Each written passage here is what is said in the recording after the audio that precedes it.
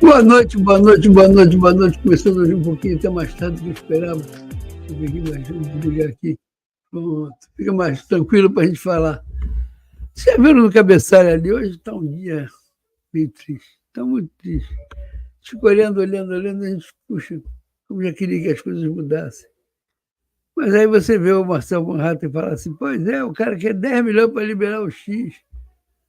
E o X, meu bem, é crescendo, crescendo, agora está estagnado. Fazer parte da vida, tem que voltar para voltar a crescer, tem que voltar a fazer as coisas, tem que voltar tudo e não volta. Não, mas agora ele vai criar o sempre que ele quiser. Pode fazer o que ele quiser de errado. O dele está guardado. O dele está vindo aí e ninguém vai poder fazer nada por ele. Essa que é a bem grande verdade que vem por aí. Tá? O que quando chegar, ninguém vai poder fazer nada por ele. Ninguém, ninguém, ninguém. Não é, meu amigo? Desse lado aqui. E aí? Fala aí, o que você acha? Você está aí só olhando para a cara da gente. O que você acha aí, meu amigo? Qual a sua perspectiva? Que coisa. Bom, hoje eu tenho uma coisa aqui, a gente vai botar, aí cara diz que tem direitos autorais, não sei, eu vou botar assim mesmo. Ah. Primeira introdução, que já que é um programa chamado Desistir Jamais, para a gente não desistir, que é a live da teimosia, a gente teima aqui, sofrendo, mas está aqui. Vem aí, vem a abertura, que depois a gente fala mais aqui.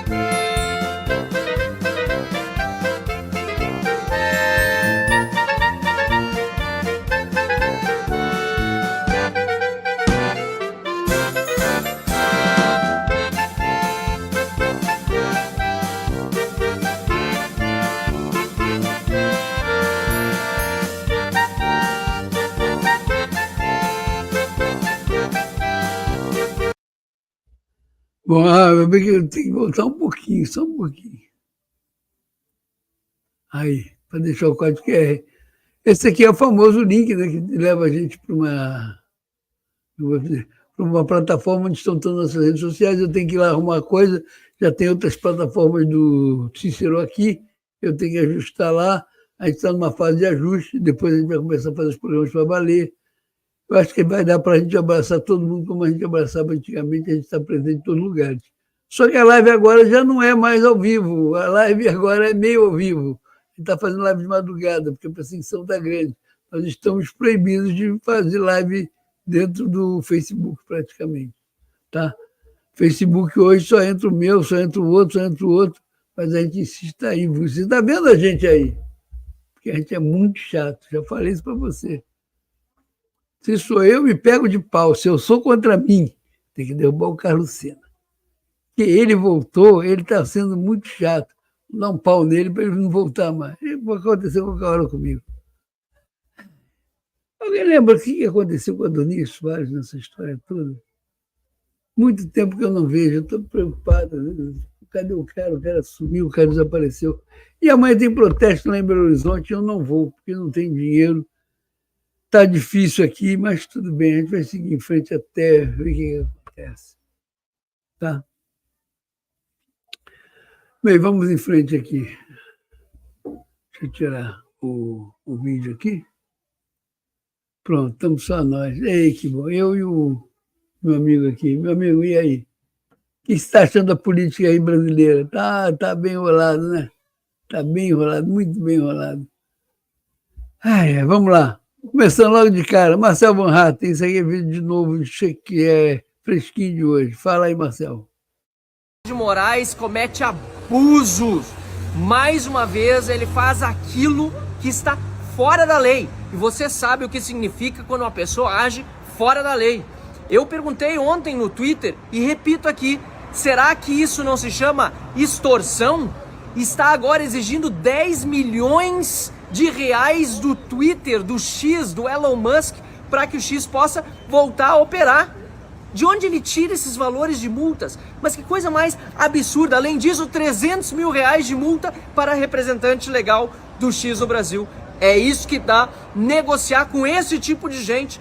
Elon Musk tentou, mas olha o absurdo agora que nós estamos vendo acontecer mais uma vez no Brasil. E é sempre numa sexta-feira, na hora, né, do happy hour brasileiro, quando as pessoas estão prestando menos atenção, que Alexandre de Moraes age dessa forma. Por isso o impeachment de Alexandre de Moraes é urgente e é por isso que estarei nas ruas amanhã, domingo, dia 29 de setembro, em Belo Horizonte, para pressionar Rodrigo Pacheco, lá em Minas Gerais, para a abertura do processo de impeachment. Todos na rua, e faço uma convocação especial para todos os filiados do Partido Novo de Minas Gerais, onde o Novo é muito forte. Na rua amanhã, estarei a partir das 9 horas da manhã, na Praça da Liberdade, em Belo Horizonte, Minas Gerais.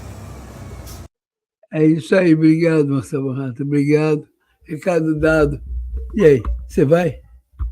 Eu, infelizmente, estou sem dinheiro, não quis nem pedir, porque tem muita coisa para pagar. Muita conta para pagar mesmo. Mas tudo bem, vamos em frente, já falei, vamos em frente, continuamos, seguimos. Estranho isso que está acontecendo aqui em casa, mas a gente vai chegar lá e vai fazer. Bom, passado isso aí, eu vou ter que ir direto uma propaganda minha, porque eu tenho depois um grande programa para mostrar para vocês. Uma entrevista que o Eduardo Bolsonaro deu a um repórter lá fora, e a gente vai botar ela aqui para repercutir. Ele está dentro do X, assim que o X voltar, por favor, siga esse cara, esse repórter, jornalista, muito bom ele. Vocês vão gostar, vocês vão ver. Mas antes, porém, contudo, todavia, propaganda minha. Esse é o nosso trabalho. Esse é o nosso jeito de mostrar para você o que está acontecendo no legislativo do país, no Congresso, no Senado, certo? E até no judiciário, o que está acontecendo também no executivo, porque a notícia está aqui. Sem mimimi, sem mamamá, sem nhenhenhé.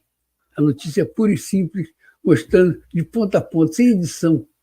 Nós somos streamers. Nós somos streamers jornalistas. Nós não somos influencers, não estamos aqui para influenciar, não estamos aqui para te dar uma notícia para você, cheio de narrativas para você tomar partido diário de ver. Você decide, você escolhe, entenderam? Essa é a nossa ideia.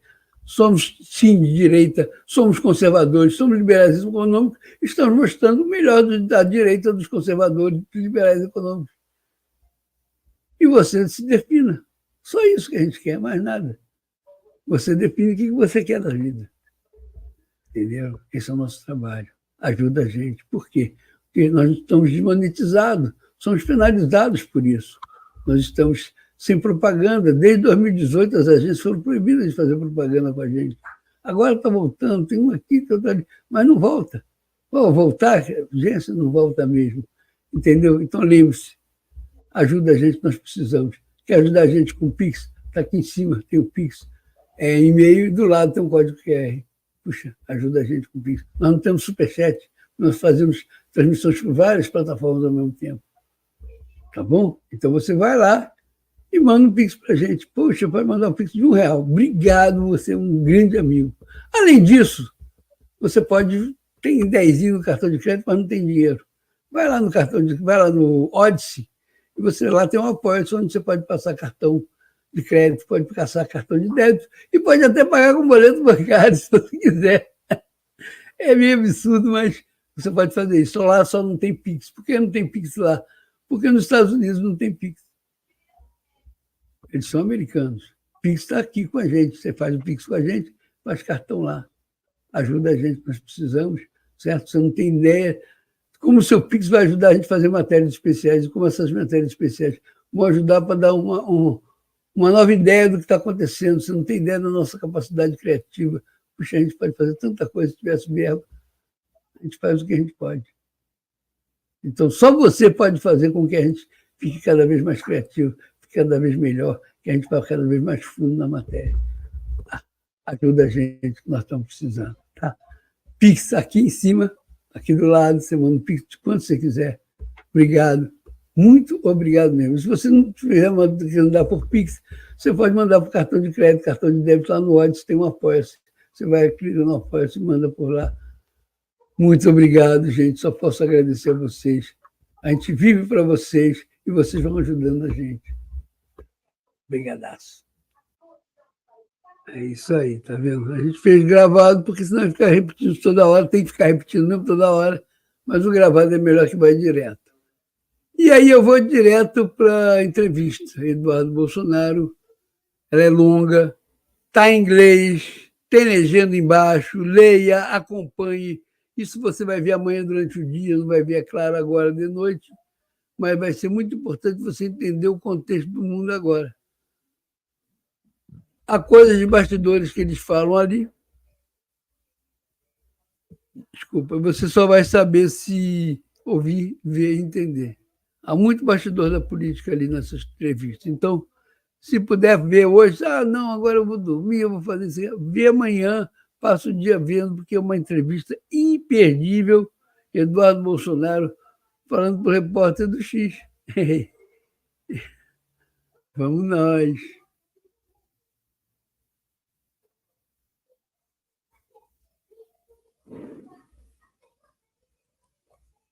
Pakistan being banned in Brazil, a democracy, Elon being targeted in the US, even citizens are being jailed for what they say online. Therefore, I've made the decision to travel the world, interview presidents, prime ministers, business leaders, exclusively on X, where I won't be censored and you get to know the truth.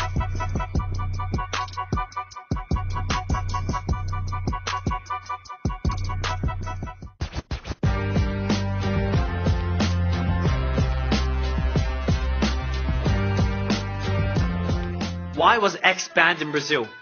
Why is there an investigation into myself, a federal investigation into myself, Elon and other Brazilian journalists? Why are Brazilian journalists getting arrested and fleeing the country? Why is the former president not able to run for office or even leave the country? Why was he censored when he came on my show a few months ago? And how is one person able to threaten the democracy of the fourth largest democracy in the world? Today I just spoke with Congressman Eduardo Bolsonaro, the son of the former president, and he gives me the truth on exactly what the hell is happening in Brazil.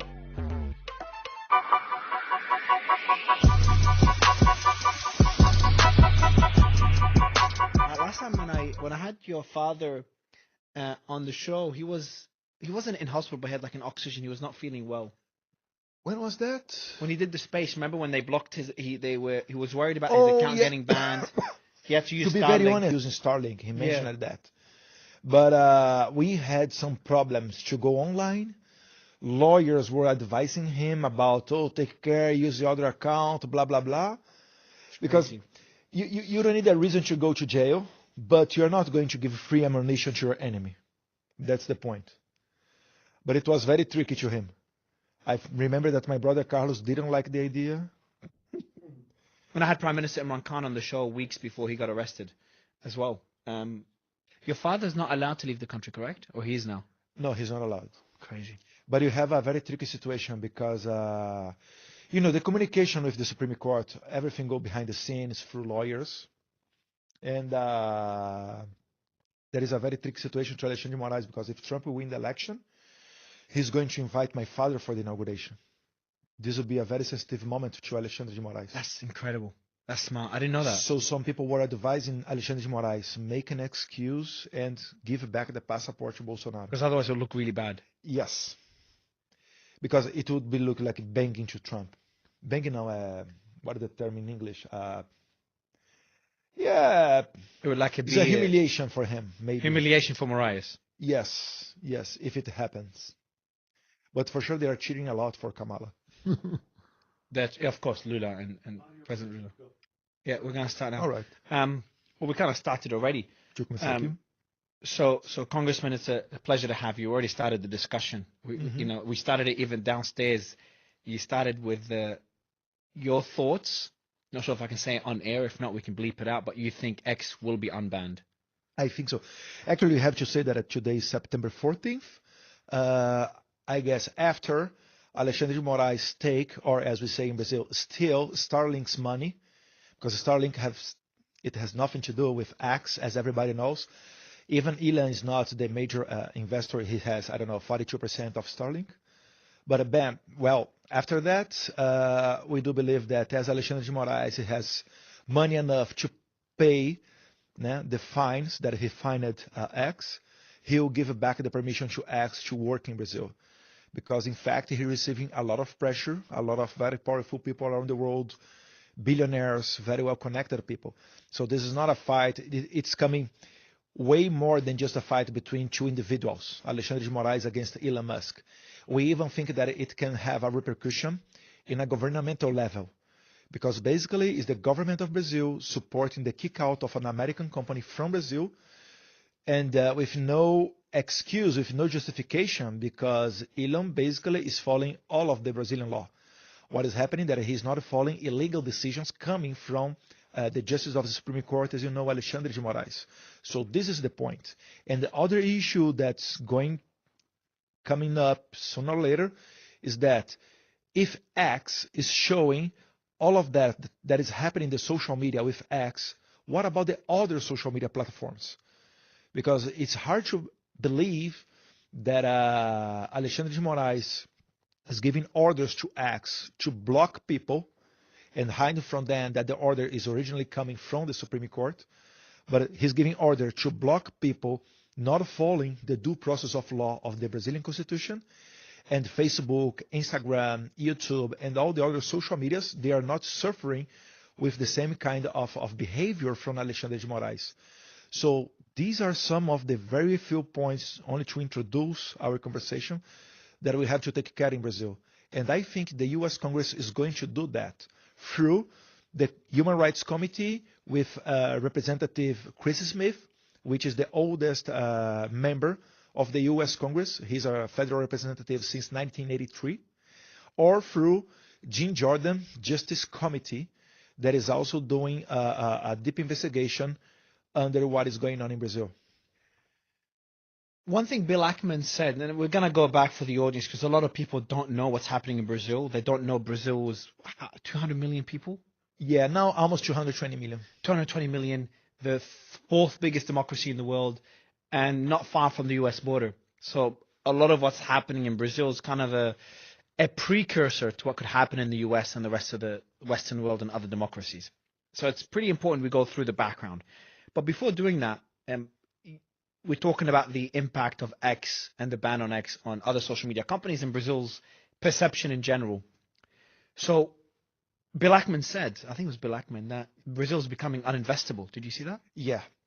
He was talking about that, supporting Elon Musk conflict with Alexandre. Basically, it's not Elon Musk conflict. It's a war for freedom. All right.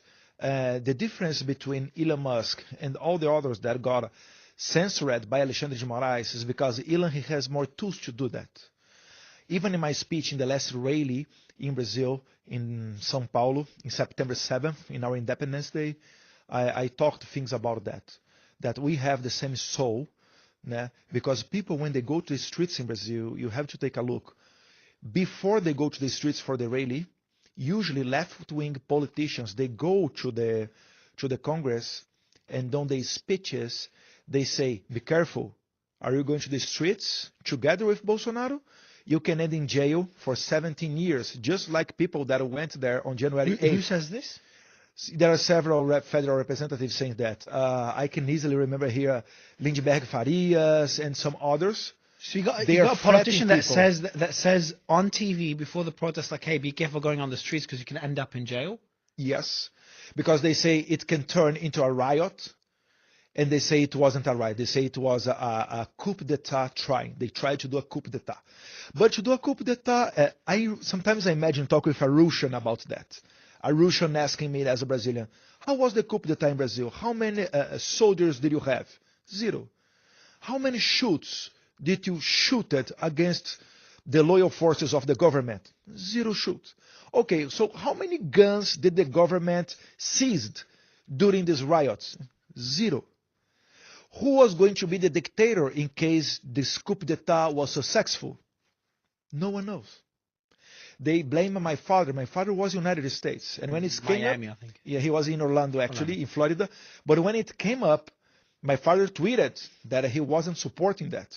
And it was in the middle, on the development of the riots. So it was during the riots or after? During the riots. During the riots. Same day. I'm like, come on. So the narrative that they try to tell us is that my father waited to step out from power when he was not president anymore, when he was not the supreme boss of the militaries, to then try to do a coup d'etat with unarmed persons. Come on. So that's we're talking about the January 8th protest riots where people were on the streets. It was similar to January 7th in the US. So people were on the streets January 7th. January 6th. Oh, yeah, Jan 6th, sorry. January 6th in the US. So where people on the streets, they went through, which buildings did they break into? Is the Three Powers Square, where stay the Supreme Court, the Congress, and our White House. Okay. And they broke into these buildings. Now, have you or your father condemned what happened on that day? Yes. You've condemned it. Okay. Yes. And what happened? We fully do not agree. We are not in favor of that. But you have to see, by the Constitution and the democracy, you are responsible for what you do.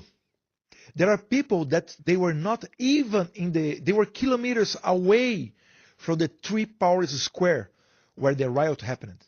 People were camping like 8-9 kilometers away from there, and they went to jail. They were camped in front of the military headquarters. They came into buses because they were following the orders of the militaries and the police. They said, okay, everybody camp here, go to the bus, you are going to be back home. They got into the buses and stopped in a police station, federal police station. And everybody started to receive the same kind of accusation.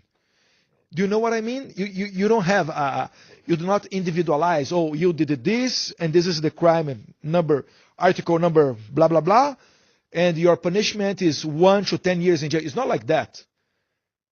This is crazy. So it's actually you have people that were, because you don't have to agree with what happened on January 8th. You could disagree with that. We condemn. Exactly, but it doesn't mean you have to agree with the way it was dealt with by the government. So you have is that you disagree with the way, and I agree with you. I disagree with what happened on that day, but the way it was dealt with by the authorities is starting to look like lawfare. It's starting to look at targeting the opposition. Can you give us some examples of what people face on that day, what they've done? Like you told me some people were kilometers away and they went to jail. For how long did they go in jail just for camping kilometers away? Usually people stayed, this kind of people, it was arrested about 1,500 people at the same day. 1,500 people arrested. Everybody went to jail. In the middle of that, during the police station, federal police station procediment, you had people, children. You have videos of children together with adults waiting for the procediment. We say flagrante delito is to do the papers when you go to the police station, arrested. You have people that with autism that went to jail for months. You have homeless that they were there for months. They went to jail because of that. Right. Because when you have this camp in front of the headquarters, what happened is people start to help each other. So some people arrive there with rice, beans, hamburgers, and start to feed the people camped in front of the military headquarters. So with these, start to come also homeless people, poor people, only to feed themselves. If they were there in January 8th, they went to prison. And the most sensitive case is a case of a man called Clariston, nickname Clezão. This guy, he died in jail. He tried at least twice to get out of jail because he had a health problem, I don't want to say something that then they... He's just checking it now. Yeah, he's checking information for me. To check if the information is accurate, yeah? Yeah, he's checking that the DA asked to release the guy, so he could answer all of the trial at home, not in jail.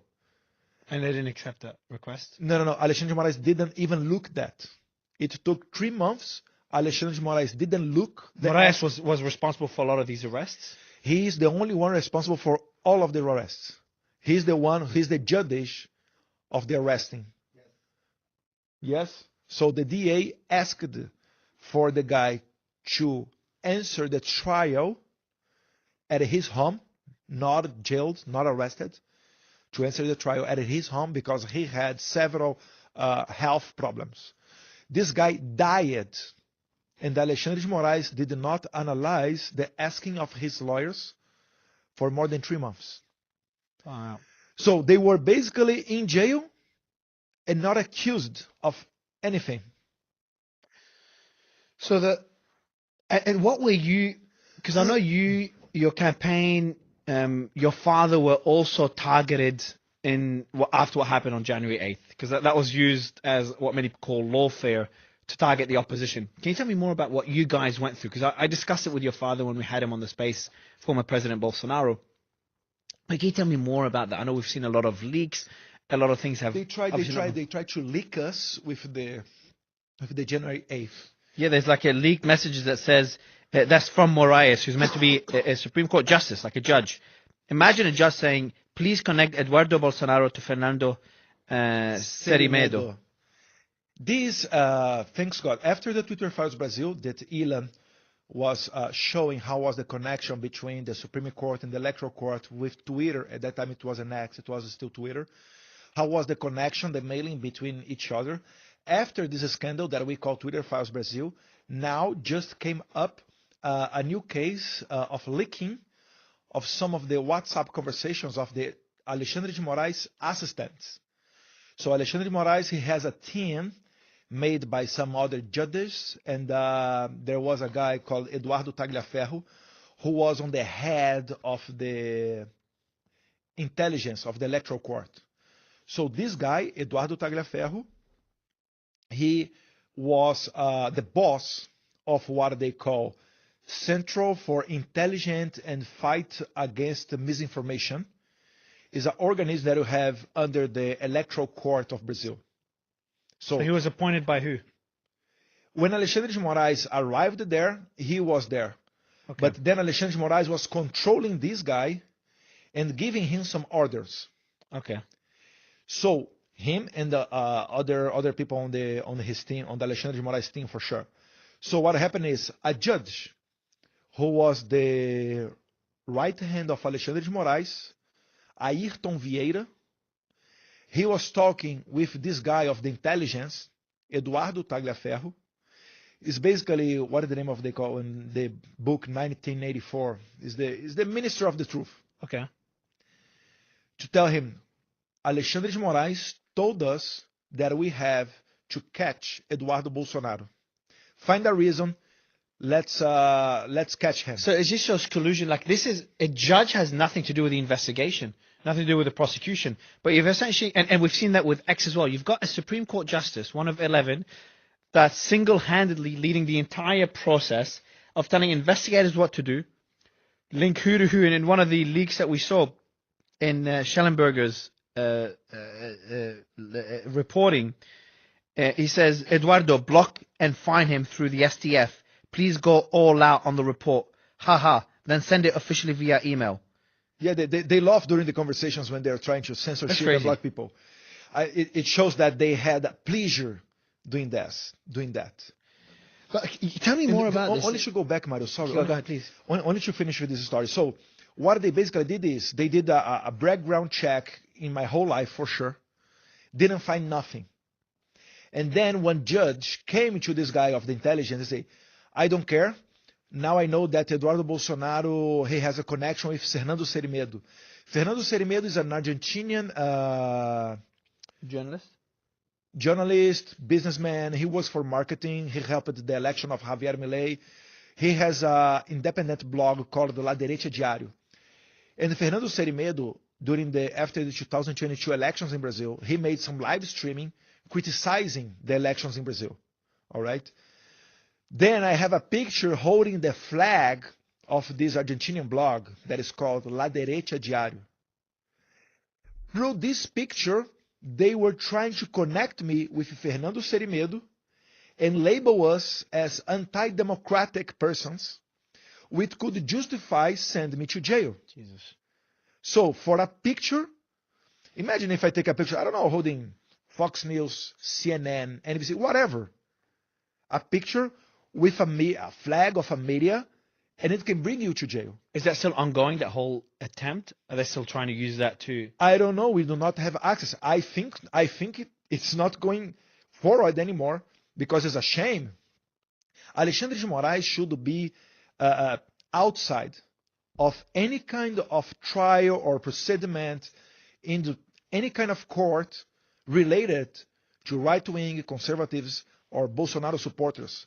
Because what he's basically doing is he's trying to kill a spontaneous movement led by Jair Bolsonaro. This is the point. Your father, the former president. But what's the process? I'm actually curious. Like, and we're going to go back to what happened on January 8th with you, your father, the political party, your supporters. Because it just seemed, when I spoke to your father, just like a complete witch hunt, how you were all targeted.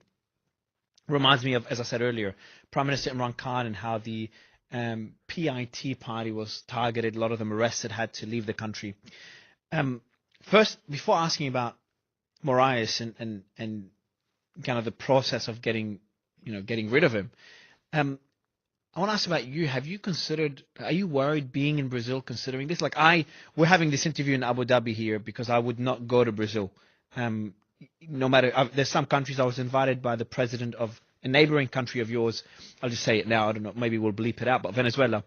I was invited to President Maduro to interview him. They offered me immunity, transport, etc. I'd love to interview him. I'd love to get his perspective. I disagree with him, but I like to talk to everybody. I would not go there. I would advise you, if you have the chance, have an interview with him. But I can't go to Venezuela. I would worry after what happened with Pavel in France. I'd be worried I don't get out of Venezuela. Also the Spanish journalist, Keiki Minuesa. What happened to him? No, he went to cover the Venezuelan elections and he was detained for a couple of days. Hey, he's out now, yeah? Yeah, he's out now, but he had a hard time. I wouldn't, even a day is too much. I wouldn't. I know that I spoke to the embassy. Even more at this point because Maduro is kicking out. He's very aggressive. So what he did with the embassy, the administration got the Air Force One of Venezuela in Dominican Republic. That's crazy. That's crazy. He went. So I spoke to the embassy, Australian embassy. Like, Mary, we cannot guarantee your security. The Argentinian embassy. Do you remember what happened there? Yes. And I think the was it the Brazilian? The Brazilian government embassy was trying to help somehow. Did they manage? But I think this was on the next day after coming an order from Maduro dictatorship, they stepped back. Nowadays, to be very honest, I don't know how is the relation there, but I think the Brazilian diplomats in the point, not following Lula da Silva orders, they try to help the Argentinian embassy. Do you know President Maduro well? Have you spoken to him much? No, I never seen him in my life. Has President Bolsonaro seen him? No. I remember when my father got elected in the transition government, someone invited Maduro when my father was taking office. Then we removed this diplomat from the team because it's nonsense. Because Maduro is a dictator. We don't want to be together with him. Yeah. Yes, you need to have fair elections before anything. We do not recognize Maduro as a president. No, okay. For he's a narco dictatorship because he's not a dictator. He's involved in Cartel de los Soles and some other criminals activities. And I know that Maduro during the 80s, he was graduated in some sort of college or university in Cuba with the communists. That's why when Hugo Chavez died, Maduro was the one preferred by the Cubans to take the power. And so this is what really happened. Sad. And this is the problem. Sometimes people think that Maduro can have wonderful life in Turkey, North Korea, Cuba, whatever. But the thing is, he's a criminal. He has so much business with the generals that he appointed to the armed force that basically are drug dealers using even military airplanes to do the traffic internationally. And some other things. You have ALN, you have FARC, you have the Cubans, you have Wagner's from Russia, you have Chinese interests. So if he says, okay, I'm going to live my life alone with my wonderful wife in Turkey, let me say, their partners are going to kill him. I don't think he has He's gone too far. Yeah, people say, oh, you need to let one door open. That okay, I do agree with that. I prefer that he run away and let the country get back again its democracy. But he doesn't have this option. So for me, it was very clear, even during the election, that he was going to steal. Doesn't matter what was necessary to do that. I said, okay, he's going to win with 51%. From this point, we're going to see what Maria Corina Machado and Edmundo Gonzalez, what they're going to try to do. And in my mind, I was thinking that at that time, he would have kind of support from militaries, from police or whatever, to by the force take the power. But it didn't happen. And they are going all around the world. Edmundo Gonzalez, if I'm not wrong, he just arrived in Spain because Maduro sued an order to jail him. And I don't think Venezuela is going to have a easy life, or it will be very tough. But the only way to get back there, a normality, it's through the force. Maduro is not going to deliver the power. And we're seeing the U.S. government confiscated 2 of his airplanes already. Yes. Which is, it's not nothing major, but at least it's symbolic. But what about... It's what Alexandre Moraes did with Starlink now. Yeah, which we're going to get to in a second. I'm curious, what are your thoughts on President Milei? He's someone I'd love to interview. I think we're in talks with his administration to get an interview with him. Do you know Milei personally? Have you met him before? Has your father met him? Sometimes. I met Milei first when he was a congressman. Okay. I organized a CPAC in Brazil. So at that point, he wasn't famous as he is nowadays. For me, he's probably the main leader in activity in Western Hemisphere. And he was a congressman. He attended to the event. And then he became a president, which means that CPAC gave to him a lot of lucky. And we have a great relationship. It will be very honorable to me trying to help with this interview. And he's a great man, great freedom fighter. For example, when Alexandre Moraes was threatening ex-employees to go to jail during the Twitter Files Brazil scandal, Javier Milei, through his chancellor, Diana Mondino, offered refugee or asylum to ex-employees that would like to go to Argentina. That's nice. You have a couple of hundreds of Brazilians convicted by Alexandre de Moraes in the Supreme Court for January 8th. I mean, a lot of kind of people, even very old people, elderly, convicted for 15, 16, even 17 years in jail, that are now living in Argentina under a refugee or asylum. So Milei is fully doing everything that he can. The Argentina embassy that I mentioned in Caracas in Venezuela, receiving some of Venezuelans oppositors of Maduro. So Milei is doing a great work. I think he's doing his maximum in favor of the freedom, in favor of the free speech. He's criticizing openly Alexandre de Moraes because all of that. So for me, when you take positions in favor of all of that, for me, I do recognize as the greatest leader that we have nowadays in the Western Hemisphere. Is he in constant communication with your father? Is he helping in any way? Usually, who does the communication, it's me. Is he in constant communication with you? Yes. At the moment? Okay. Yes. That's nice. Going back to can you tell me more about what you guys went through over the last few months, or since January 8th, since the crackdown started? I know that your father was worried about correct me if I'm wrong, but he was worried, or at least some people perceived him being worried about getting arrested. He went to the embassy. I know he said it's a different story, but there was concerns. I spoke to a lot of people that were concerned, even your father and yourself and other family members and supporters were going to be arrested back then. How was it for you guys? I do not talk in name of my father, for sure, But I can tell you that everybody, even when my father was in U.S., he stayed there for 3 or 4 months. That's in Miami, correct? Yeah, in Orlando. Oh, in Orlando as well. When he flew back to Brazil, a lot of people told me, Eduardo, don't do that. Alexandre de Moraes is going to arrest your father because you have you don't need to justify the arresting. Alexandre de Moraes arrested 1,500 people at the same day. He freezed bank accounts. He destroyed a media, Terça Livre. He exiled journalists in the United States like Paulo Figueiredo, Rodrigo Constantino, Alan dos Santos. He got a judge, Ludmila Lins Grillo, who is now living in the United States too. So nothing is impossible to Alexandre de Moraes. So why not arrest a former president that he doesn't like? He's a public enemy of him. But as all of dictatorships, they do not get the leader first. They go around. So you have a lot of assistants of my father that went to jail. Coronel Câmara, Coronel Cid, Felipe Martins, Silvinei Vasquez. Wow. You have a bunch of other people, like the head They're still in jail right now. Some of them. No. Major part of them, they're outside. Some are still in jail. Some are out.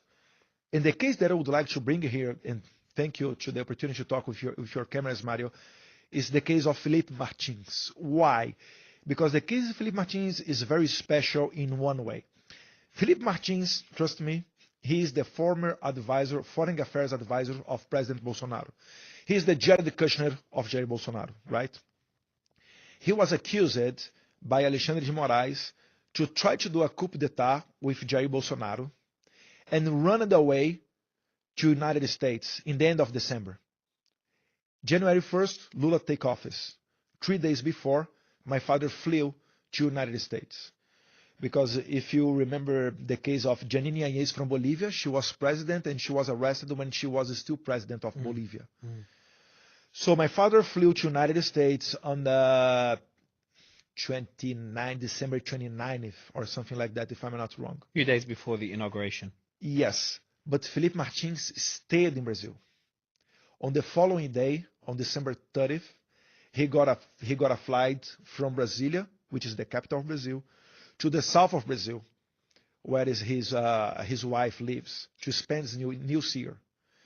He got some Uber compravents, restaurants that he paid with credit cards, a lot of documents showing that he did not go to the United States. Even so, months later, like this year, beginning of this year, he was arrested. He was arrested in Brazil for supposedly run away to the United States. It's unbelievable. You arrest someone in your country because he supposedly left the country. Yes, it's hard to understand. It is. How do you supposedly leave a country? Like so first, is it illegal for him to leave the country? No. It's hard. You need to interview Alexandre de Moraes. Sometimes it's hard to understand his mind. But they got a website of an immigration authority in the United States where you had Felipe Martins was supposedly to be together with President Bolsonaro in that flight in the end of 2022. But this website says clearly on the top, you cannot use this for legal purpose. For legal purpose, please contact us through the established channels. But they used that, a non-trustable source, to justify that Felipe Martins went to the United States. But why can't he go to the US? I don't understand. He was legally not allowed to travel? Okay, well, Alexandre de Moraes. What makes this case special is not the bizarre justification for his prison. The point is, he didn't go to US. His lawyer, when he went to the jail, he got a lawyer in US. And the lawyer in US asked the Orlando airport, can you give me the records of Felipe Martins, the immigration movement of him in Orlando airport when he arrived together with President Bolsonaro in the end of 2022? And Orlando airport said, okay, Felipe Martins, there is nothing here with us in Orlando. Please check in the New York airport, right? His lawyer went to the New York airport. Can you give me the records of Felipe Martins? And New York, yeah. He came here last time in September of 2022. And this is okay. because he was together with President Bolsonaro in the opening of the General Assembly of the United Nations. Okay. Days or weeks later, New York Airport came back to the lawyer and said, please check again with Orlando Airport. Something new came up. And they checked with Orlando Airport. Then appeared a movement of Felipe Martins entering in United States, but using a non-valid passport that he lost few years previously. Some weeks later, other thing happened. The head of the federal police task that's controlled by Alexandre de Moraes went to the United States. His name is Fábio Shore. When this federal police officer, Fábio Shore, was in the United States, they edited the passport of Felipe Martins and included in the official movement then the normal passport of Felipe Martins. How long is he arrested for? How long is he in jail for? 6 months. No, he just released it. He was released he was released 1 month ago. Oh, well, I'm glad. So the case is, I guess, with only one bureaucrat, you can insert or clean a terrorist getting inside of the United States. So essentially, de Moraes has been doing what he's doing now with X for a long time, and the world is paying attention to it now because Elon's standing up to him. But that's been happening for a long time, where one person long time. Even when my father he was president. When my father stepped out of the presidency, it made Alexandre de Moraes more comfortable. So he really started with the arresting and blocking. But your father couldn't, as a president. What's the process to remove someone like Alexandre de Moraes from the Supreme Court? It's only through the Senate. The Senate did not vote to remove him back then. No, because the speaker he has a lot of interests inside of the Supreme Court. But usually he takes the same narrative of Alexandre de Moraes. He says that, oh no, that's necessary for keep the democracy. No. This is necessary to. It's just crazy. They live in other kind of world. I mean, at least what they say. Your father cannot leave the country. No, Alexandre de Moraes took his passport. And he can't run for office either, can he? No, because he met some ambassadors, and so the electoral court decided that he cannot run for the next 8 years. 8? 8 years. The first case he has some cases. The first case it was because he met some ambassadors and criticized the electoral process of Brazil. It happened after the president of the electoral court met the same ambassadors weeks before, telling them that the electoral process of Brazil, it was fine and it was everything okay with the machines that we use to vote, because the elections in Brazil is fully electronic. No records, no audits, no way to recount the votes. So weeks after that, my father made the same meetings with the ambassadors. Why? Because the president of the electoral court asked the ambassadors to recognize the results of the Brazilian elections right after it come up. So our election, which happens on the first Sunday of October, when the electoral court says the result, the ambassadors must tell their leaders to call the winner or whatever to recognize the election. So you do not give the opportunity to someone to contest the election. It's like, Maduro was elected 51%. Let's call President Nicolás Maduro. Congratulations for a big win. By the way, Lula also won with 51% of the votes. What a coincidence. Peru, Colombia, Chile is pretty much like the same thing. 51, 50.9, 52 maximum. Okay. But then, so if your father cannot run for president again, and as we know, he's got massive support in Brazil, half the population but we plus are or trying minus. to overturn that, because in the electoral court, you have 7 justices, 3 coming from the Supreme Court. And these 7 justices will be fully new judges on 2026. Oh, wow. Okay. And the election is when? 2026. No, they are changing time after time. And for example, the 3 from the Supreme Court, on the head, you have Alexandre de Moraes. He's in the. Not anymore. But on the head, on 2026 of the electoral court, we will have the justice of the Supreme Court, Cássio Nunes, which was appointed by my father. Okay. The vice chairman, you'll be also the other justice of the Supreme Court appointed from my father. Nice. Okay, so now you think you'll win objectively? I guess we have a chance of a fair trial, at least. Okay. And that will be before the elections. We'll have enough time. We have enough time. We have enough time for do that. Elections what month in 2026? End of October. year? October. And if your father... Then is other issue. You know what the question is. Would you run for president? It depends a lot of so much things that we have to wait. What I would usually say is I don't care who my father supports, I will vote.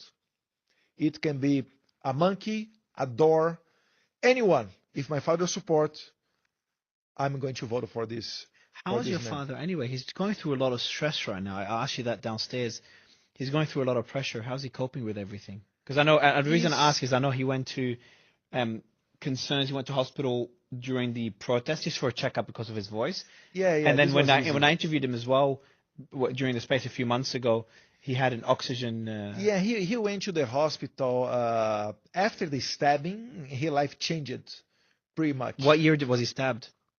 He was stabbed during the 2018 election. A former member of the Socialist and Liberty Party, PSOL, which has a great connection with senators in the United States like Bernie Sanders or the representative AOC. This is the kind of people that are connected with this party in Brazil. He stabbed my father, so the knife entered about 15 centimeters in his belly, and he twisted the knife. He went to the hospital. Basically, it was a miracle that he survived. The doctor said, like 2 or 3 minutes more delayed on the way to the hospital, he would be out of blood on the heart because he lost about 2 to 2.5 liters of blood. Wow. He died twice before getting into the surgery. Wow. And he said, if the knife get like 1 millimeter to one of the sides, it would hit other vein, cava vein, which is a very, very large vein. And if it would happen, it would be the end. No way you arrive in the hospital with. Reminds you of another story of you're the fourth biggest democracy, first biggest democracy just a few months ago. If President Trump does not turn his head, he's dead as well. It's crazy that in today's age we have presidents of democracies going almost dying. And they try to cover it up. So as I said, I was going to interview President Trump yesterday. I told you there's issues. We couldn't make it happen. And one of the first questions I wanted to ask him was like, President, you were almost killed, yet no one's talking about it anymore. It wasn't even mentioned in a debate. The president of the world's biggest democracy was almost killed. There's a lot of questions that are unanswered, and yet no one's talking about it. Is it the same in Brazil? What do we know? Has there been a proper investigation into that attempt? I'll tell you only one thing of the bizarre things that happened is, it was up to the federal police, the investigation. Who was on the head of this investigation about who stabbed my father and all of that, now is the head of the intelligence of the federal police. He's on the board. He was promoted by Lula da Silva. After the investigation? Yes. So essentially connecting the dots, what could have happened is that he did not investigate properly or put out a certain report that Lula's happy with, President Lula's happy with, and then Lula promised him a promotion. I don't know. I can accuse that, but what Lula does is on the head of Lula da Silva administration, as ministries or first-level secretaries, they are all political. Ministry of Transportation is a politician. Minister of Economy is a politician. So it's very hard to think that he's not going to appoint someone connected with him to have all of the information of the whole country. Incentives are just not aligned. That's the problem. President Lula might have great policies. I might agree with a lot of the things that he does or says, but I disagree. I'm not saying I do. I think it could be possible. I agree and disagree. I agree and disagree with your father, President Bolsonaro. But the thing that concerns me the most is when the systems of a democracy are threatened or not being followed. And what we're seeing in Brazil, that happened time and time again. And we saw that after what happened with January 8th. You pointed out that even the investigation, there's questions now that one could pose. And we're seeing that with what's happening right now with X being banned. Tell me more about the ban on... Because this is not up to the right or the left or Lula or Bolsonaro. It's just like you said. It's democracy. It's a system that the world should operate by. We can disagree with several things, social area, militaries, whatever, taxes. But this is basically, I do not want to censor Lula. I want Lula speaking more and more if possible, till we know more who he is, his intelligence, his QI, whatever. And How But well they- do you know President Lula? Have you met him much in person? No, not really. I met him. No, I think I've never met him. And your father, I'm guessing. I never- met him. I don't know. My father may be in the past because my father he was a federal representative, congressman for a long time, and usually the president goes to the Congress every at least. But the no first- meetings in recent. No meetings. No. Even calls? No. No, at least nothing we know or you can share. No. Like, They want basically to kill us. This is the problem. do you tried- get worried? You've never. I know you've never. There's no public information about you facing an assassination attempt. Uh-huh. Hopefully not. That won't happen at all. Uh-huh. But is that something that worries you? We take care because we know that they are not only they are politicians that walk together with the guerrillas of Colombia, the FARC. They were together in the Foro de São Paulo group. They have a lot of investigations and procediments to say that they're connected with criminal organizations as PCC, Primeiro Comando da Capital, which is the largest criminal organized crime of Brazil. You have Marcos Valério testimony saying about this connection, that even the Labour Party of Lula da Silva used laundered money from the PCC. When the Ministry of the Justice of Lula, months ago, he went to one of the dangerous areas of Rio de Janeiro, he entered there with no need of the police go first to clean the area. So it means that he can go into the middle of the territories of the criminals, no shooting situation. So it would be very innocent from my part to think that they do not have a connection. When Lula, when he won the election, in the first and the second round, when he crossed during the counting, when he crossed Bolsonaro and became number one, it was a celebration in the prisons. So I have to take care of my life. Is the gentleman with you? Is it security or? No. He's just an assistant. Okay. But he knows how to shoot. I'm glad you do. Well, here in Dubai, Abu Dhabi, like this No. This He's is one of very the safe. few countries, and where I am now in United Arab Emirates, one of the few countries I don't worry about security. I don't have Me too. security. It's Me one too. of the safe countries where people from the east and the west could come safely. There's not many countries you could say that to. Yes. Like even the US starting to concern me now with what we're seeing. Yeah. I still would go there. I think I'm going there next month. I go there a lot, but it's heading down a concerning path. Talking about a concerning path, tell me more about the whole story with X. Obviously, I've covered it very extensively. I've kind of been dragged into it in that investigation, the report. I don't know if you saw the report where they launched an investigation into Elon. They've dragged me. Yeah, they've dragged me into it. Me and others. The report of the federal police? Yeah. You saw that one, yeah? I was in your space at that time. Yeah, exactly. So that space. So I we was in did the it. European Parliament. We did in a space, and then when I flew back to Brazil, a couple of days after that, there was a report of the federal police. Usually they do that to prepare the field for an operation of the federal police. I mean, the federal police that's under Alexandre de Moraes' control. So what is that report? Tell me more about that report. So just to be clear, so we did just a space. You were on. Elon didn't come on this one, but there were a few others that came on. Obviously, there's a space on X. It was a show on X. And they put out that report. Elon's mentioned. I'm sure you're mentioned. I'm mentioned. You are mentioned for sure. I am, yeah. And usually when they do that, mentioned. is to justify some of they create a narrative with that. So basically the accusation is that we are spreading fake news and we are spreading some anti-democratic acts. See, it doesn't matter. You are, to be very honest, Mario, I don't know if you are right-wing, if you are left-wing, and I also do not care about that. I care if you let me speak. If you let me speak, I will sit with any kind of journalist. But even like that, only for hosting a space on X, you are now As a journalist. probably under, yes. And if the worst thing is, if you hire a lawyer in Brazil, maybe he will not have access of this investigation. That's crazy. This is the crazy thing. That's how it's very hard to tell you, oh, come visit in Brazil. Oh, go cover the streets, what is going on in Brazil. Many people told me not to go. Yes, Many people have spoken. there is a Portuguese journalist, Sérgio Tavares. He arrived in Brazil in end of February, it was this year, end of February, to cover the rally of Jair Bolsonaro. Jair Bolsonaro was calling a rally on the streets of São Paulo. When he arrived in São Paulo, federal police got him and started to ask him about his position about vaccine, democracy, criticizing the Supreme Court of Brazil and some other issues.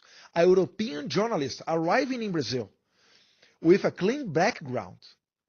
And then the federal police stop him and start to question, is it a democracy?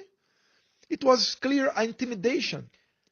Is that investigation still ongoing? Do you know anything about it? For sure, yes. For Great. sure, yes. I'm glad to hear. I think that I'm not suffering with the visit of the federal police trying to seize my passport and all of that because of Glenn Greenwald. Because there's articles showing that Alexandre de Moraes selected me to be investigated. Because if Alexandre de Moraes catch me now, it would be a huge scandal because he chose someone to be investigated and judge the same people. Those leaks helped a lot. Sure, yes. First, hats off to journalists like Glenn Greenwald that are focusing on things, and Michael Schellenberger that were very active in what's happening in Brazil. So the leaks that you're talking about are essentially Alexandre de Moraes was trying to link you to different people. He even says, please prepare reports on these cases and send them to the fake news inquiry. Again, that's a Supreme Court justice. Like, hey, do this to the prosecutors or the investigators. I will order their removal under penalty of a fine. Then let's get rough with them. Let's do a thorough job. And I'll read out the other quotes I said earlier. Eduardo, block and fine him through the STF. Please go all out on the report. Haha. Then send it officially via email. Another one. Please connect Eduardo Bolsonaro, yourself, to Fernando Serimedo. Serimedo. So these are the I'm sure there's more by Glenn Greenwald. These were put out in his reporting. And essentially, did they go viral in Brazil? A lot of people are starting to notice this problem. Because I know X is banned in Brazil. Can you tell me more about how... Actually, Folha de São Paulo is the newspaper, number one newspaper in Brazil. That put out these leaks? Yes. Well done. And it's left-wing. Perfect. It's like CNN leaking some Kamala Harris or Biden administration I'm glad that at least the freedom of the press, like at least aspects of democracy is still functioning. And that's why I still call it a democracy. But can you tell me more, how the hell did they manage to ban one of the largest social media platforms in one of the largest countries in the world? How did one person manage to do that? Because if the Supreme Court justice took some action, you are going to appeal for who? There is no one above them. They are on the top of the judiciary. So there is no way to will appeal.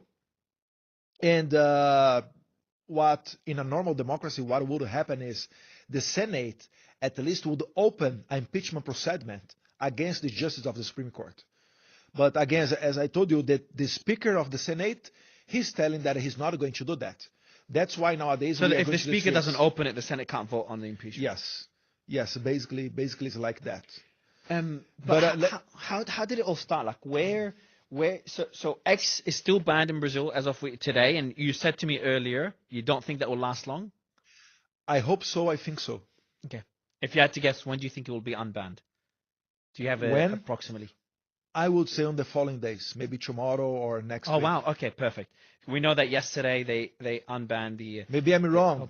Hopefully you're right. Hopefully you're right. Look, Inshallah. Alexandre de Moraes, I know you and your investigators are probably watching this as you do with the space. One thing I'd ask... I'm sure the federal police officers, they are looking to us right now, 100% sure. All right, so for the federal police, I think, the only thing people outside care about is freedom of the press, is that a democracy is functioning. And they're looking at Brazil as an example of what a democracy should look like. Politically, doesn't matter where someone stands on the political spectrum, but I think banning a platform like X, targeting someone like Elon and other journalists, is not a good look from a political perspective, and it's definitely not how a democracy should function. Anyway, got this out of my system. Can you tell the audience a bit more about how did we get to a stage where X, one of the biggest social media platforms, was banned? Where did it all start? We all knew that wrong things was going on. We didn't know it's how this was happening. And this is why Brazilians are very thankful for Elon, because he had courage enough to bring some light for these conversations between X, at that time Twitter, and the electoral and the Supreme Court. So one day, Elon came up answering a post of Alexandre de Moraes. Yes, our justices of the Supreme Court, they have X accounts and some other accounts in social media, giving opinions about a bunch of things. It's crazy because they would be, restricted to the process that they judge. Exactly. And Elon said, why do you demand so much censorship in Brazil? This is how everything started. Earlier this year. Yes. And then he started to say that some other things happened, and it got the attention of the U.S. Congress. So the Justice Committee, chaired by Congressman Jim Jordan in the United States, got this case, and they made a report of about 500 pages, where basically you can see how was the emails from the electoral court, from Alexandre de Moraes' team, to Twitter, asking Twitter to block some profiles on Twitter, and with no justification, not following the due process of law of Brazil. What is the due process of law in Brazil? Alexandre de Moraes should inform the platform what is going on, open 48 hours to let the users to defend themselves with a formal accusation, with a justification, and then they have the chance to defend themselves. But what basically happened in Brazil is, I can tell you through the case of the Congressman Nicolas Ferreira. He was running for congressman in October of 2022, just like me. He's been on the show a few times. Great guy. Great guy. He got his cell phone, and it was a message from X. You violate something like that. You violated our policies, that's why you are blocked. But then you start to ask, what post did I do to receive this kind of punishment? At that time, people got angry with X. Oh, come on, X is blocking me. Why? It was about 100 profiles. Only conservative people got this kind of punishment. Why we didn't know? Because Alexandre de Moraes, now you know because through the emails that Elon Musk released for Jim Jordan's committee. Mm-hmm. Because Alexandre de Moraes was ordering the blockings and also ordering X to not inform the users that the order originally was coming from him. That's crazy, yeah. So it's like, hey, ban these people. Don't say I'm asking you to ban. Yeah. You do it. You take responsibility for it. So kind of throwing, not following the legal process to ban these accounts, as you've gone through that process step by step, a very logical process. He's telling Elon and X, say, ban it, and don't say I told you to ban it. Yes, and ban it in 1 or 2 hours. Wow. When the law in Brazil say 48 hours. That's crazy. And if X does not do that, it's a huge fine against X. A huge per day. It's like a daily fine, isn't it? It was a daily fine of, I can tell you, $20,000 per account. I think per day per account. Per account. But I would be easily can imagine that he would increase the amount of money. So what happened next? So Elon got these requests. So and after all of that, now this thing is under U.S. Congress, not only Jim Jordan's committee, but also the Human Rights Subcommittee chaired by Congressman Chris Smith. Chris Smith, he did a hearing in the U.S. Congress with Mr. Pavlovsky, which is the owner of the Rumble. Rumble is not working in Brazil anymore. Yeah, it was blocked as well. I know Chris really well. Yes, it was Chris Pavlovsky. Pavlovsky, correct, yeah. Michael Schellenberg, which is a journalist who made the articles about the Twitter files in Brazil. Great journalist. Paulo Figueiredo is a Brazilian journalist that is living in Florida nowadays. He cannot come back to Brazil. He was on my show as well. And Alexandre de Moraes canceled his Brazilian passport. And there was a guy connected with the left wing. I do not remember his name, but he's a left guy to give all their point of view. After this hearing, Chris Smith sent a letter to Alexandre de Moraes and some other authorities in Brazil to receive from them their point of view in front of all of that. So basically what he did is he got the information with Paulo Figueiredo, Pavlovsky, Schellenberg, and the other guy, and asked if this was true to Alexandre de Moraes. As I know, Alexandre de Moraes did not answer Chris Smith. But this is the point. Chris Smith, he's following a due process of law, offering the opportunity to Alexandre de Moraes to defend himself, giving his point of view of this whole story, before prepare a bill to go into the American Congress. I don't know the terms of this bill, but likely will be a bill very similar that Chris Smith approved in 2013 about Belarus dictatorship. So Chris Smith, he is new as someone, sometimes even the right-wing conservatives, they do not like some of the positions of Chris Smith about gun control and some other issues, despite he's in the Republican Party. But he's a well-known politician to go through right to the left, dialogue a lot with all of the members of the Congress, and he's strong enough to approve a bill like that, because this is not a bill up to the right wing or the left wing. It's a bill in favor of the freedom of speech, to bring some attention of these bizarre things that are going on in Brazil. So I think one of the next step is he's going to present this bill, and maybe he's going to approve a bill that will turn into a law. And I can imagine if Trump get elected, he will feel even more comfortable to do investigations against Alexandre de Moraes. Because again, a president of the United States with leadership, he would never look to the Brazilian case as a fight of Alexandre de Moraes against Elon Musk.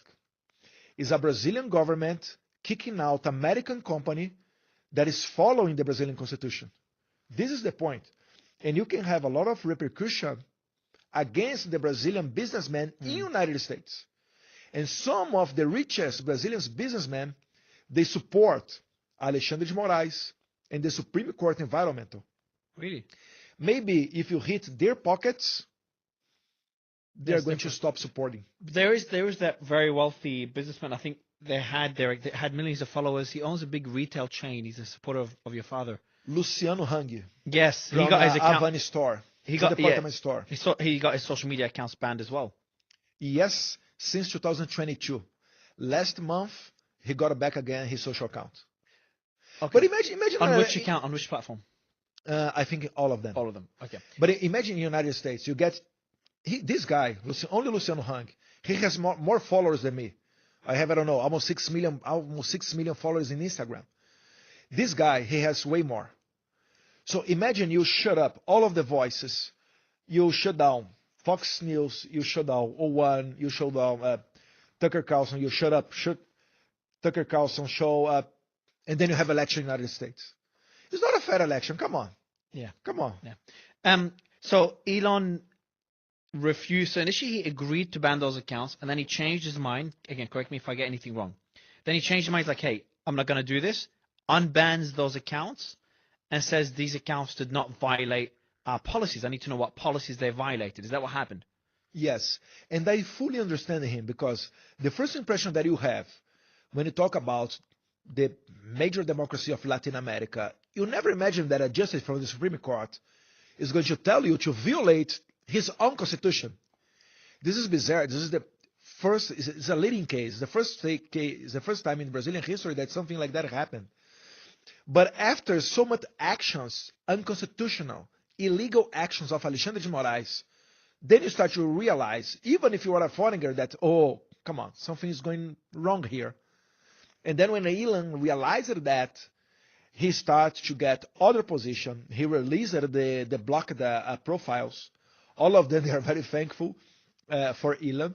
But now what Alexandre de Moraes did is he is shutting down X in Brazil. So if you are in Brazil and you want to have access to X, you have to do pretty much as the Venezuelans are doing, is that turn on your VPN. And Alexandre de Moraes said that if you turn on your VPN and use X, we are going to fine you.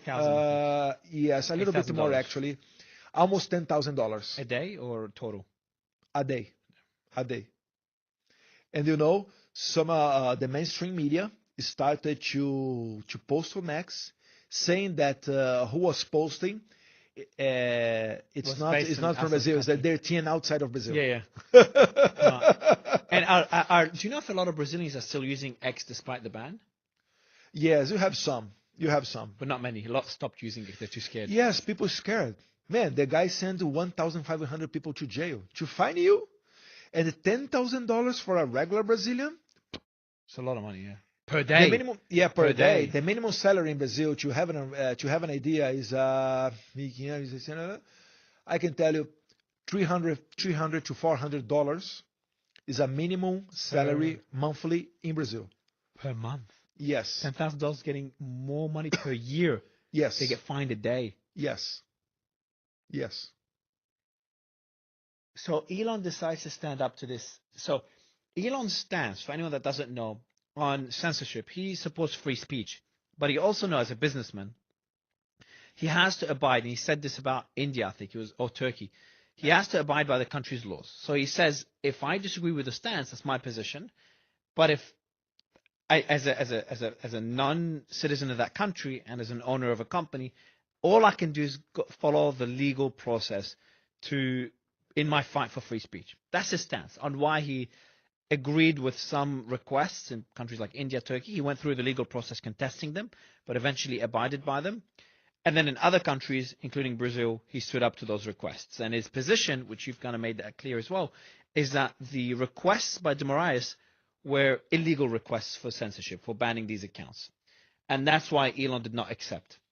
So when Elon did not accept many months ago, he's very vocal about it. And you know Elon. He says what he thinks. He's similar to your father. Whatever he thinks, he says. And no filter. Exactly. He's no filter. He went crazy against de Moraes. And as someone as well that supports free speech, I did the same. We did the spaces back then. I think that's the first time we had you. We did the space that kind of led to the federal investigation into me and others. And the reason I can't go to Brazil and interview you were blocked in Brazil. Yeah, my space. So when I interviewed your father, I think even in other social medias, I was blocked. My ex account was blocked in Brazil. When we did the space with your father, the space was blocked. All spaces were blocked in Brazil. Our space was blocked in Brazil. My account was blocked when we did that space that led to the investigation. Everything in the name of democracy. In the name of democracy, yeah. My account got blocked.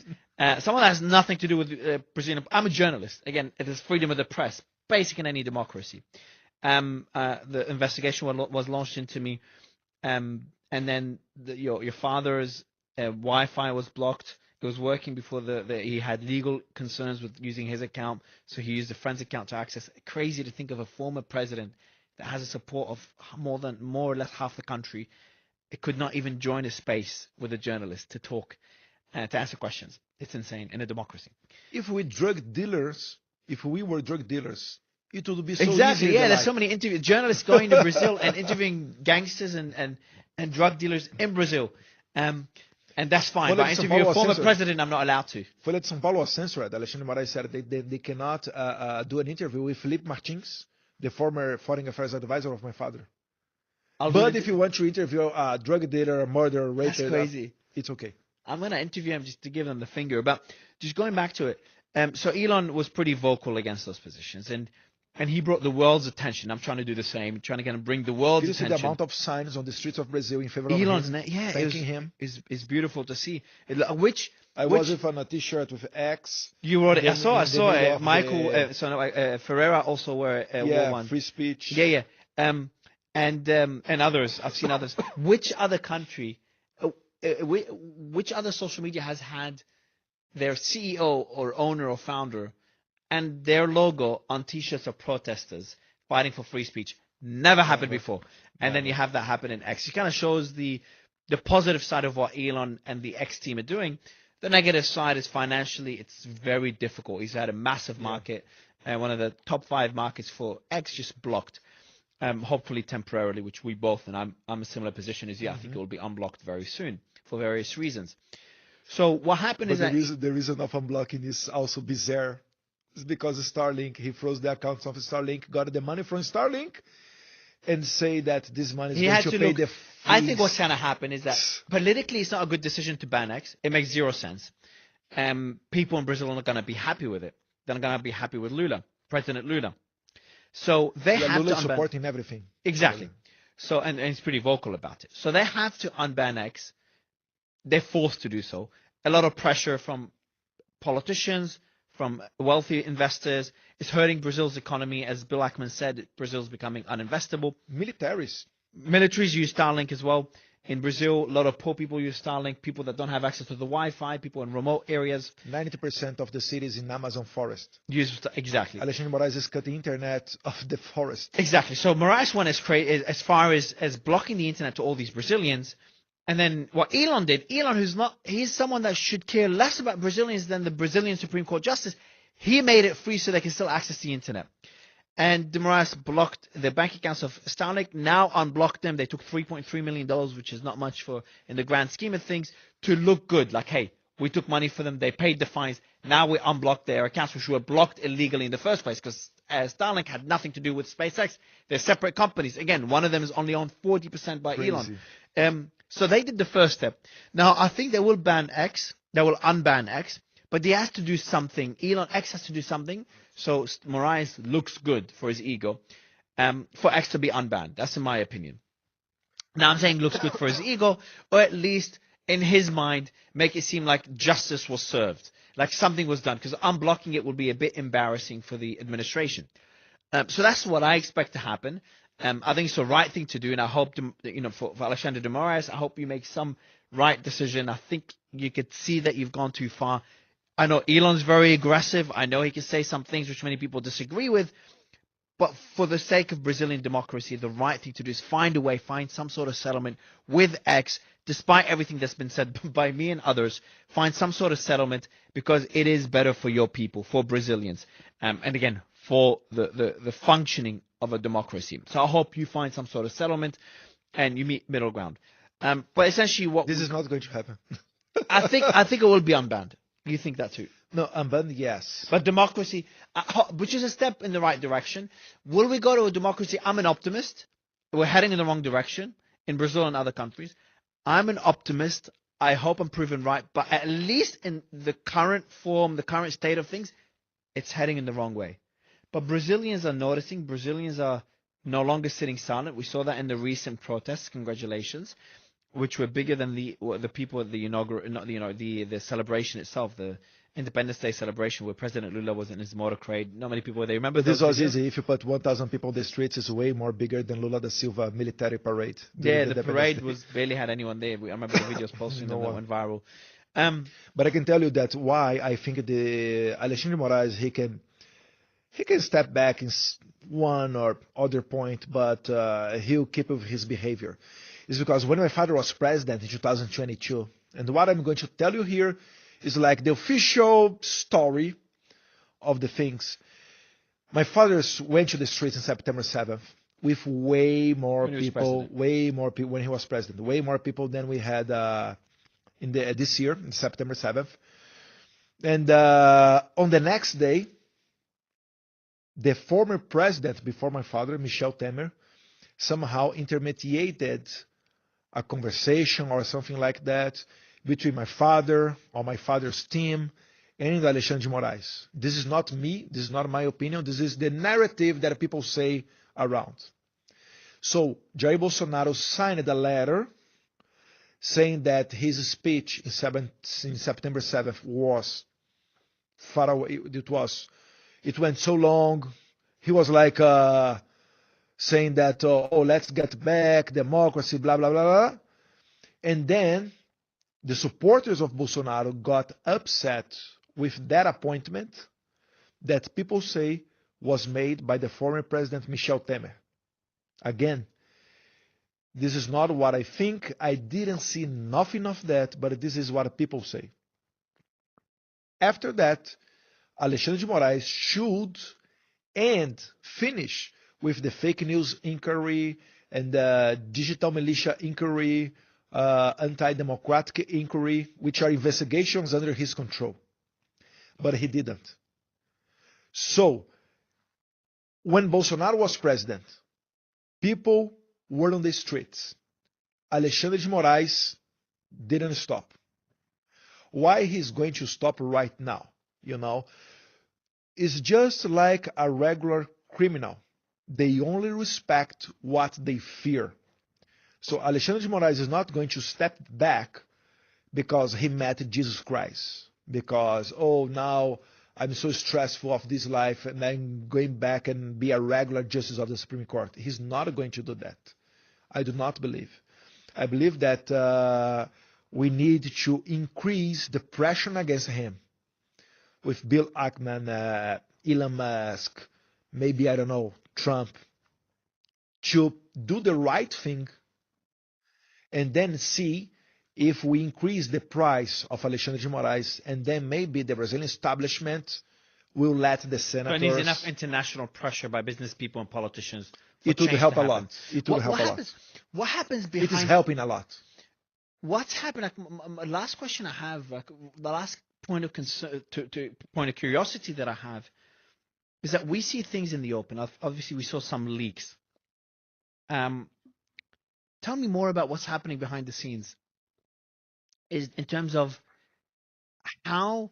what attempts are there behind the scenes to get de Moraes removed, if it's even possible, or what efforts are they to kind of counter the breakdown of democracy that we're seeing? Like, actually, like, how did these leaks come out? For example, it just shows, in my opinion, just shows some sort of people in the background, in the establishment, that are trying to fight against what de Moraes is doing. Can you tell me more about behind the scenes, what's going on, what's being done to hopefully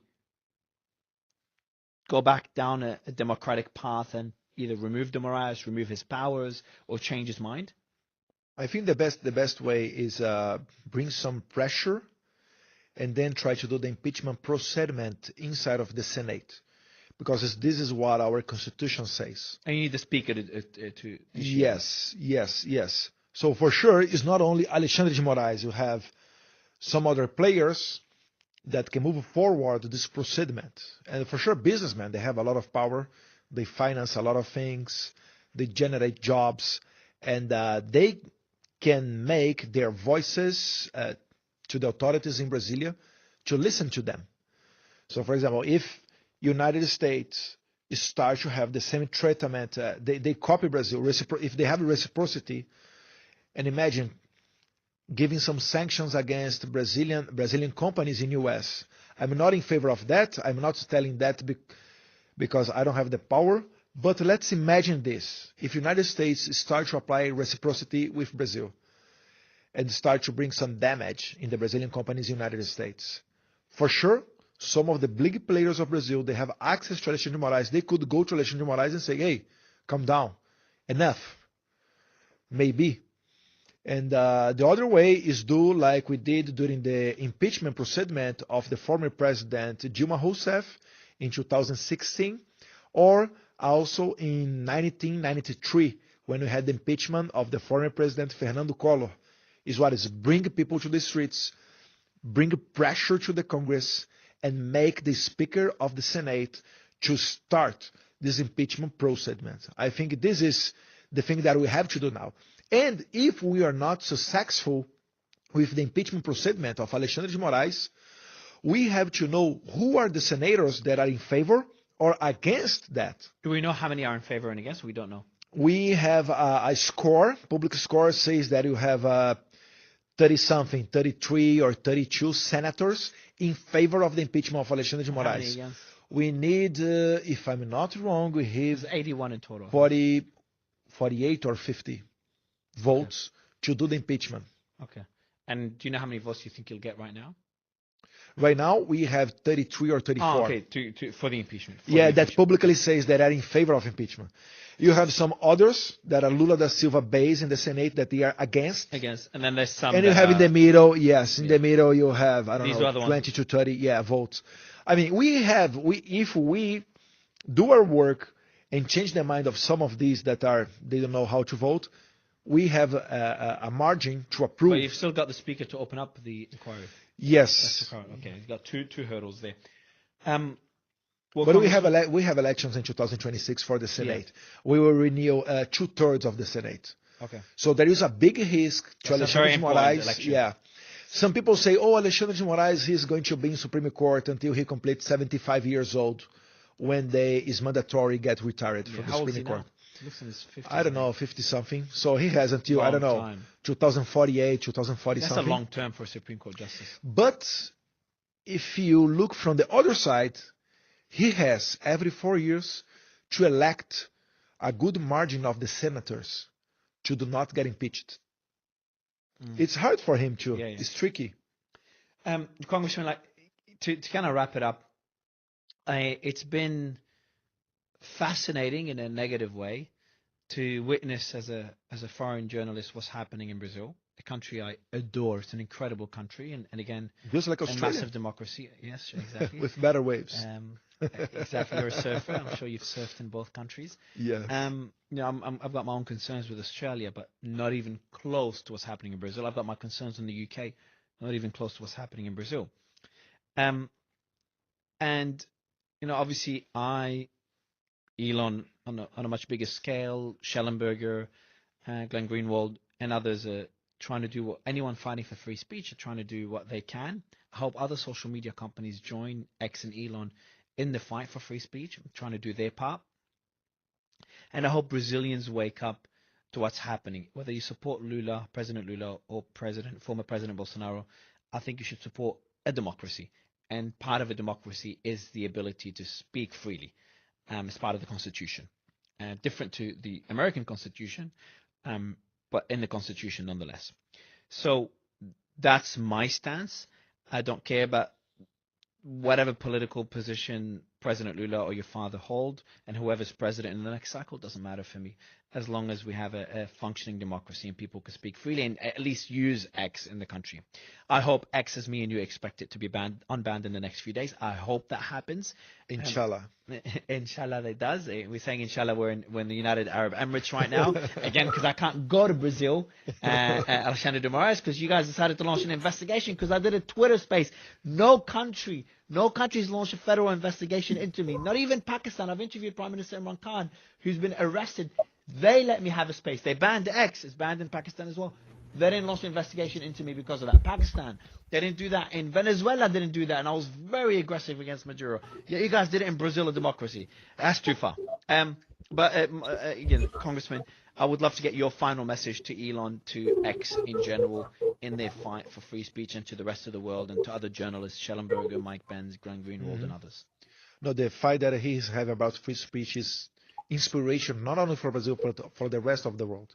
I'm sure that the people on the streets in Brazil, they have the same soul of Elon when fighting for free speech, because this is not about money. It's about the future generations. It can sound cliche, but it's true that no one wants our kids living in a place where you cannot even talk what you think, that they cannot speak. And this is basic in democracy, as we know, to get a better and better system. This is how, for example, the United States are building this great country since 1776. So every time that we talk about that, we go to the First Amendment of the United States, because very sadly we don't have a case like that in Brazil.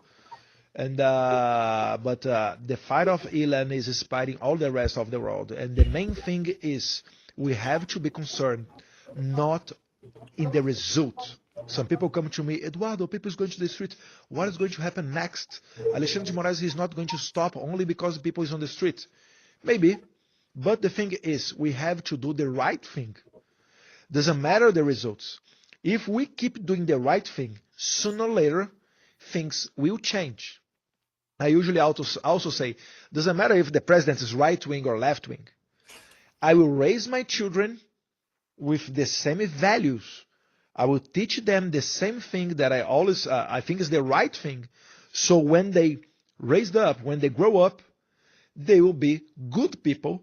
And maybe in the future generation, the next generation, it can change and build a better country doing like that. So do not be afraid, scared, or trying to hurry up with the things. Maybe to take 1 year, 10 years, 20 years. It doesn't care. We must have to do the right thing. Just like Elon, we know that he's losing a lot of money with that.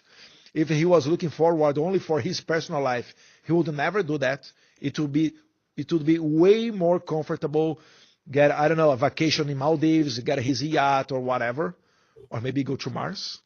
But he's doing that. So for Elon, we are very, very thankful. One day I hope you'll visit Brazil. You can go to the streets and see how people love you in Brazil.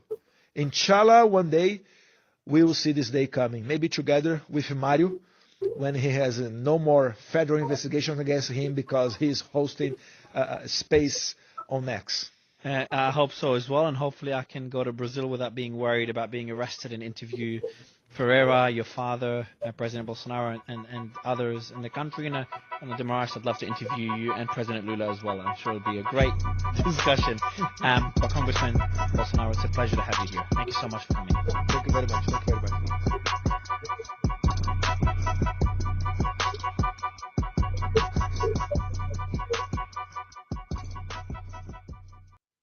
Eu acho que quando o X voltar ao normal, você vai lá e entra na página dele. Importante. Esse cara está fazendo um trabalho fantástico. Você vê que ele está escutando todo mundo.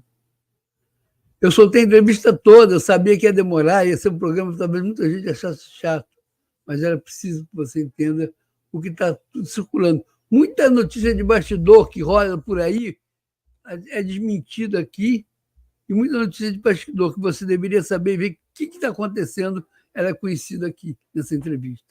Por isso que eu fiz questão de colocar. Eu sei que ela é longa, muita gente já, na metade, já deve ter desistido. Nós já temos um outro problema, nós estamos transmitindo toda a noite para você ver amanhã de manhã. Hoje não. A gente está transmitindo toda a noite para estar lá dentro das redes sociais.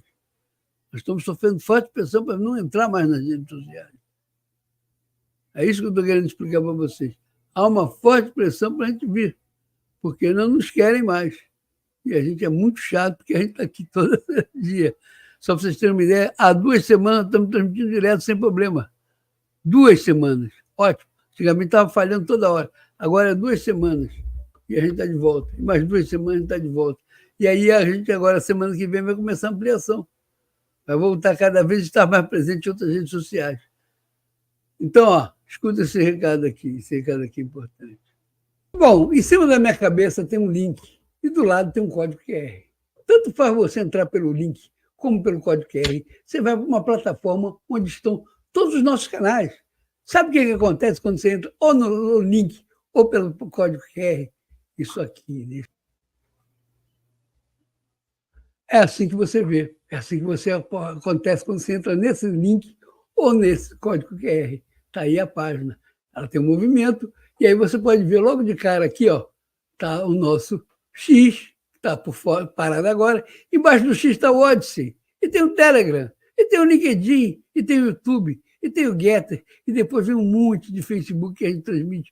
Olha só que coisa, hein? Ainda tem o Twitch, ainda tem o canal do WhatsApp aqui, quando começarem a aceitar, e tem o próprio WhatsApp para você seguir a gente. Tanto faz você entrar pelo link como entrar pelo código QR. Você vai lá e segue a gente. É importante você acompanhar a gente. Nossa jornada é feita para mostrar para você o que é a direita, o que é o conservadorismo, e principalmente nós não somos terroristas, nós não somos fascistas, nós somos simplesmente bolsonaristas. E ser bolsonarista não é crime. Tá? Eu falo abertamente, sou bolsonarista, vai lá, a gente não está pedindo para matar ninguém, a gente não está pedindo para fazer nada.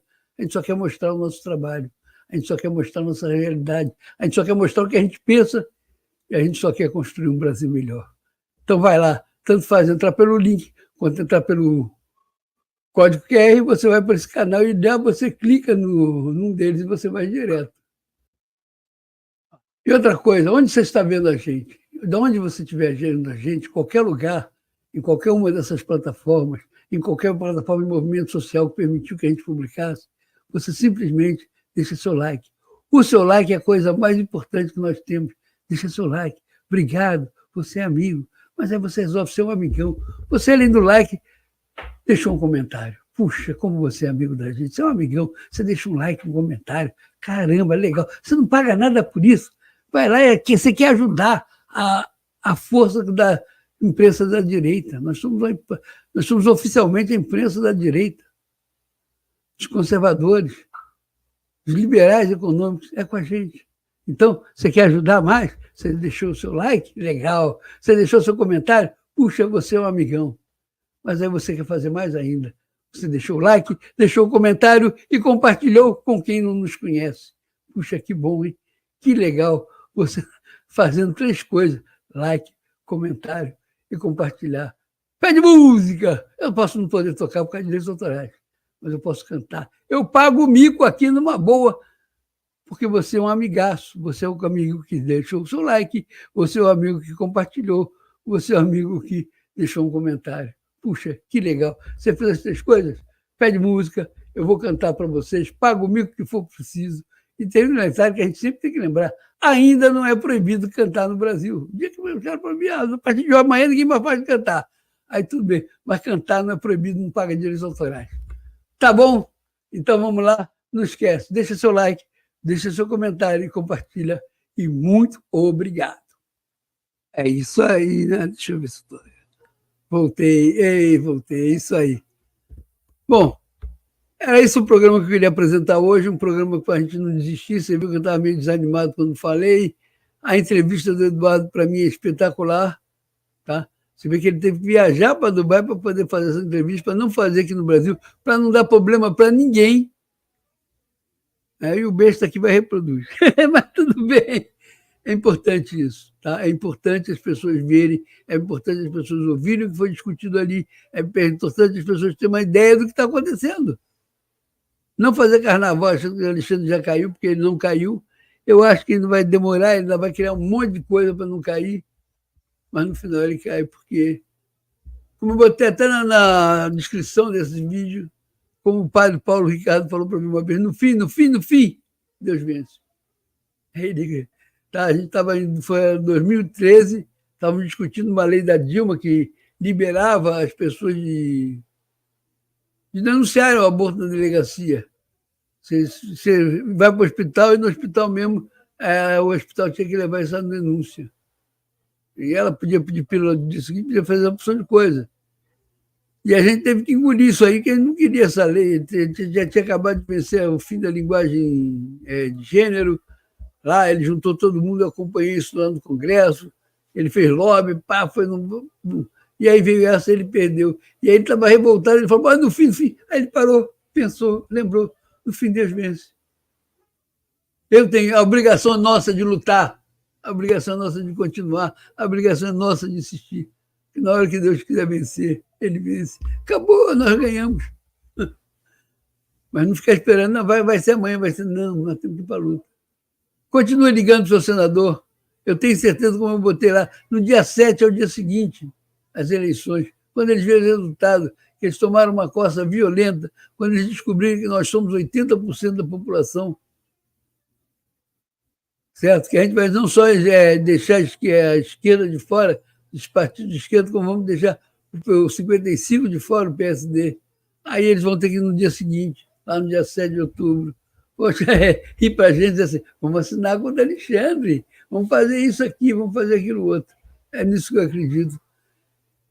Espero que aconteça. Puxa vida, foi um programa longo demais, há muito tempo que a gente não fazia um programa tão longo, mas a gente está aqui para mostrar, a gente está aqui para fazer. Obrigado, YouTube. Olha, eu estou vendo excelente audiência no YouTube. Eu olhei agora, levei até um susto. Geralmente está 0. A gente está transmitindo só para 3 plataformas, depois para mais 3, depois para mais 3. Quando chegar de manhã, está em todas elas. É o jeito. É o que está nos permitindo fazer. E a partir de amanhã, vendo todas elas, você pode ver o programa. Ou seja, a gente está fazendo um programa de madrugada, você vê no dia seguinte. Desculpa, não era essa a minha ideia, não era essa a minha tendência, mas essa entrevista do Eduardo Bolsonaro eu não poderia deixar de botar no ar. Tivesse o tempo que tivesse, aí eu teria que colocar aqui. Você está arriscado o cara... Não, vai lá na página do Mário, segue ele lá no X, assim que o X voltar. Tá? Vai lá, anota o nome dele direitinho aí, vai na página dele, entra, segue ele. Bacana o trabalho que ele vai fazer, ele está ouvindo todo mundo, por quê? Por liberdade de expressão. Essa grita que o mundo está fazendo em liberdade de expressão vai nos beneficiar. Aí você entende o que está na cabeça do Bolsonaro e o que não está. Tá? Talvez ele não esteja preocupado com o impeachment do Lula, que eu acho que deveria acontecer. Mas se acontecer esse ano, tem nova eleição, e nova eleição ele não pode participar. Mas se acontecer ano que vem, o Alckmin assume de vez. E qualquer movimento de impeachment central esse ano, ele tem 6 meses para se defender, só vai ficar para o ano que vem. E a gente está na dependência de alguém olhar para a gente e dizer assim, pô, tadinho do Brasil, vamos lá, vamos ajudar o Brasil. E fora disso, só ver como está o cenário mundial, que a gente vai ter 2 anos de muito trabalho pela frente. Tá? Não tem jeito, vamos ter que trabalhar bastante e vamos ter que brigar muito para que a gente tenha liberdade de expressão para poder mostrar a verdade para todo mundo. Embora eu acho que o povo brasileiro sabe. Para mim, eu não tenho essa ilusão de dizer assim, o povo não sabe, né? O povo sabe muito. Hoje, 80% da população brasileira é de direita conservadora. Se diz direita conservadora. Mas 80% bolsonaristas, não. Bolsonaristas, nós somos 65%. Nem toda a direita conservadora é bolsonarista. Principalmente esse grupo que não é bolsonarista, é um grupo que veio para cá agora, Porque está revoltado com o governo Lula, está revoltado com o Supremo, está revoltado com essas pessoas. Então estão virando pessoas de direita. Entendeu? Ainda tem muita gente que é de direita, mas não quer ser bolsonarista. Por mais que você queira ou não queira, no 7 de setembro eu estava lá na Paulista. Aí tinha um grupo que era ex-intervencionista. Agora eles ainda querem intervenção, não gostam de político. Intervenção de quem? Esses milicos que estão aí no poder? Não dá não, meu filho, não dá não. A intervenção deles é com a China. Estão fechando um acordo com a China, tem muitos deles morando na China. Coisa está meio estranha. Não é aquele político do ano passado, de 50 anos atrás. Não é, são os mesmos. Não são os mesmos mesmo. Então não tem ilusão. Quem vai ter que fazer isso aí somos nós. Pega o telefone. Aqui, cadê? Celular na mão. Alô? Alô, senador, por favor. Por favor, impeachment já. Precisamos, o povo está querendo. Não posso fazer um punho em casa, está arriscado o Alexandre me prender. Por favor, acaba com isso. Queremos liberdade de expressão. Isso aí. Liga para ele, fala com ele. Principalmente se o paciente abandonar o PSD 55 nessa eleição. Aí eles vão... De novo. Senador, meu voto será eternamente seu. Eu já falei, aquela do namorado apaixonado. Meu voto será eternamente seu. Se você votar pelo impeachment. Importante, né? Muito importante isso. Na namorada, o voto será eternamente seu se você votar pelo impeachment. Isso aí é fantástico, é demais, é bacana, é legal. Tá, gente, eu vou encerrar por aqui. Eu quero agradecer a Deus. Obrigado, Senhor. Uma live tranquila. Tudo que a gente está sofrendo, a gente está conseguindo. Todos os dias, 2 semanas que a gente não falta mais. Botando de 3 em 3, a gente está chegando lá. Eu ia até negociar com eles a ampliação, não posso negociar porque existe hoje um boicote bem grande do Facebook para mim. Você não entra, você não entra, você não entra. Eu estou entrando, mas minha maneira de entrar... É claro que mais de um dia talvez eles travem de novo, mas eu tenho certeza que depois, no dia 7, muda tudo. Como é que eles vão fazer? Lutar contra a maioria? Porque não querem a maioria que fale, não querem isso, querem dominar o povo. O povo pode dominar o Facebook, ou seja, vai embora e larga ele para lá.